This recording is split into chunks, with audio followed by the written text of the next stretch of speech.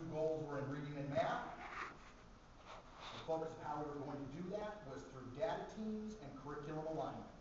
And that's what we spent all last year doing, is every K-8 teacher involved in reading and math did at least 3 days of work on a curriculum alignment. So we have focused priority standards, aligned our curriculum, and every choice now that we make about professional development goes back through that filter. The other thing that I was charged with, so you see up there we've got backward design, our reading power standards, curriculum mapping process, and math power standards. Is that Vicki Fleming, my superintendent, wanted to make sure we were doing the reads work. It was what OD was offering, it was what you were offering. Why try and pull something in, even though we know, you could do Marzani, you could do DeVore, whatever. But this is where the stream was coming from, and we knew it would be cheaper and more accessible. We could get Vicki on board and Kathy on board to do that kind of thing.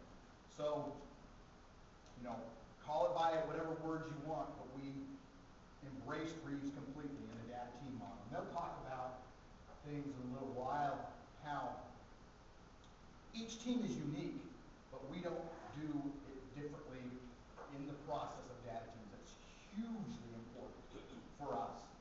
So, to get that going,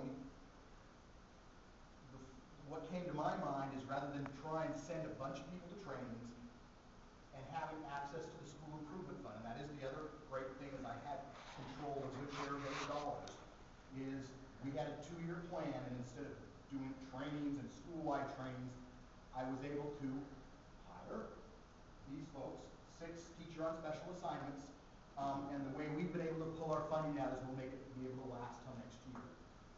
So, there we go. Thank you. So that's where we went to last year's hiring these folks.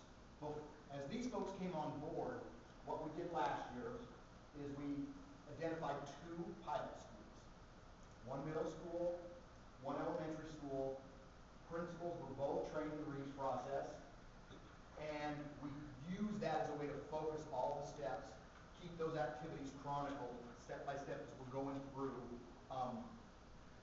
to see how it worked, and also identify where the glitches were going to be. It really became apparent through this that we were on the right track of hiring teacher leaders to go in, rather than spending big piles of money to send huge numbers of people to Reeve training, because it's very expensive.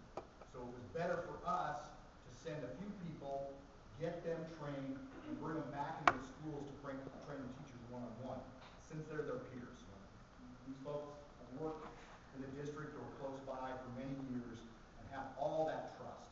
And the idea of me facilitating people going out and then the process as the talking head from the district office just didn't seem like the best way to build credibility. So, along with the pilot schools, last April we interviewed and put on board funding for our achievement coordinators came from the school improvement fund. We're able to stretch that out into next year. We've got 6 of them. They'll introduce themselves in a little while.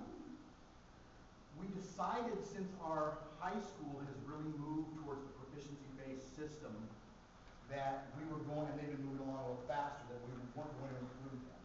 So we get more bang for the buck. So all our K-8 schools and our alternative high school are involved.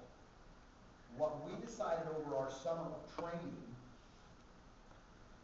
was that we would, rather than put these folks out on their own, these are a couple of real important points, we pair them up into teams. So they share a group of schools rather than having their own school. The reason behind that is they had someone they could work on. This is very new to Redmond, hadn't had coaches like this before. They had another person they could work with all the time. They could coach each other. So as they got ready to start data teams and into this year, they could have someone watching them and taking notes, and they could trade off, and then afterwards debrief and be able to talk about what went well and what didn't go